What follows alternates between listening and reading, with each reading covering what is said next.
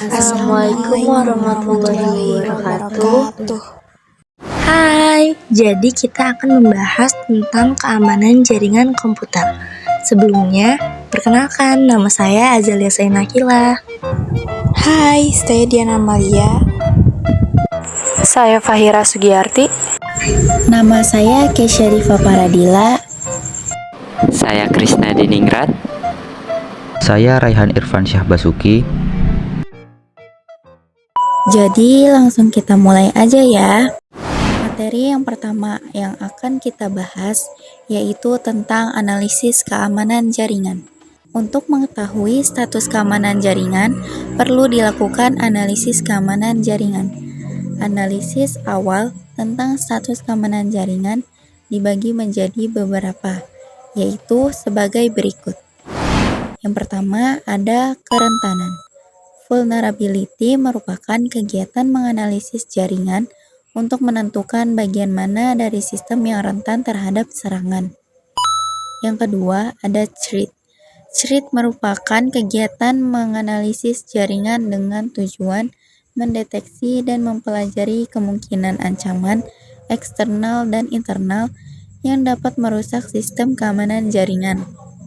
Dengan impact merupakan tindakan menganalisis dampak-dampak yang diakibatkan oleh serangan yang terjadi dalam jaringan. Frekuensi merupakan aktivitas menganalisis dan mencatat frekuensi serangan pada jaringan selama periode waktu tertentu. Recommended countermeasures adalah tindakan yang disarankan untuk mengatasi atau mencegah suatu ancaman, masalah, atau risiko tertentu. Berikut ini merupakan jenis-jenis serangan umum. 1. Trojan Horse. Trojan Horse merupakan bentuk program yang tampaknya berfungsi secara normal, tapi kenyataannya tidak. Trojan Horse datang dengan menyelinap dengan software lain yang diinstal. 2. Virus.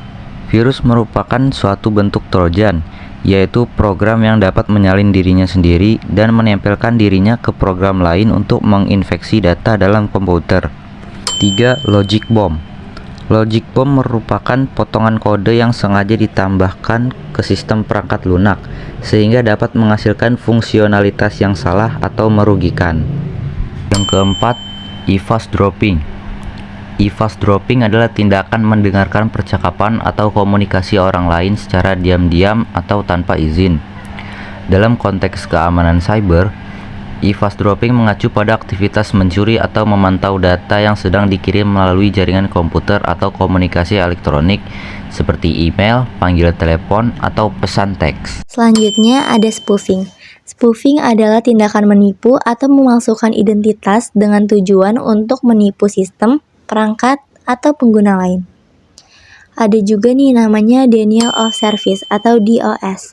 Serangan ini bertujuan melumpuhkan sistem atau server dengan cara membanjiri server dengan lalu lintas data atau permintaan yang berlebihan, sehingga sistem tidak dapat merespon permintaan pengguna. Teknik yang sering digunakan adalah traffic flooding dan request flooding. Serangan ini juga bisa merusak infrastruktur server secara langsung. Lalu ada man-in-the-middle attack. Penyerang berada di antara kedua belah pihak yang sedang berkomunikasi dan bisa menyadap, mengubah, bahkan memalsukan informasi yang dikirim di antara keduanya. Lalu ada phishing. Penipuan yang melibatkan pelaku berpura-pura menjadi pihak yang terpercaya untuk mengelabui korban agar memberikan informasi pribadi seperti kata sandi dan nomor kartu kredit. Sekarang yang terakhir ada serangan layer aplikasi, menargetkan server aplikasi dan sistem operasi dengan tujuan membuat kesalahan pada sistem, sehingga penyerang dapat melewati kontrol akses normal dan mendapatkan kendali atas aplikasi atau sistem. Selanjutnya, cara meningkatkan keamanan jaringan. Untuk meningkatkan keamanan jaringan, berikut langkah-langkah utamanya. Yang pertama, ganti alamat SSID. Hindari mencantumkan identitas pribadi atau bisnis pada SSID untuk mencegah pelacakan oleh pihak tak bertanggung jawab. Yang kedua, gunakan enkripsi. Terapkan enkripsi WPA2 untuk melindungi data dari pembobolan. Yang ketiga, nonaktifkan fitur interface router. Matikan fitur interface router yang mudah diakses untuk mencegah manipulasi oleh penyusup. Yang keempat, install antivirus. Pasang software antivirus dan anti-malware untuk melawan virus dan malware. Yang kelima, lakukan backup. Simpan data di layanan cloud untuk perlindungan lebih baik dibandingkan hard disk eksternal. Masuk ke bagian B, firewall pada host dan server. Pengertian firewall. Firewall merupakan sistem yang dirancang khusus untuk mencegah akses mencurigakan masuk ke dalam jaringan pribadi. Firewall sendiri berupa hardware atau software dan dapat juga kombinasi dari keduanya. Adapun ciri-ciri atau karakteristik firewall yaitu sebagai berikut. A. Firewall harus lebih kuat dan tahan terhadap serangan eksternal atau luar. B. Hanya aktivitas yang diketahui atau terdaftar yang saling berhubung. C. Semua aktivitas yang berasal dari dalam keluar harus terlebih dahulu melewati firewall. Ini dilakukan dengan membatasi atau memblokir akses ke jaringan lokal kecuali jika melewati firewall terlebih dahulu. Fungsi firewall. Firewall berfungsi sebagai pengontrol yang mengawasi arus paket, data, dan mengalir di jaringan.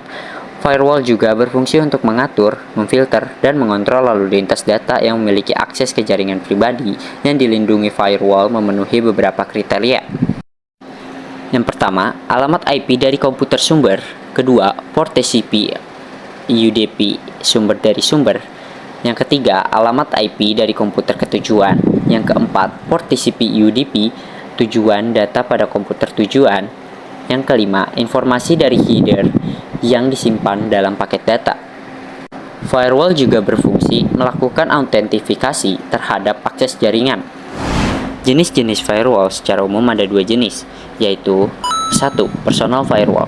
Firewall ini dirancang untuk melindungi komputer yang terhubung ke jaringan dari akses yang tidak diinginkan. Contoh, firewall jenis ini yaitu Microsoft Windows Firewall, Cinematic Norton Personal Firewall, dan Kerio Personal Firewall. Yang kedua, Network Firewall.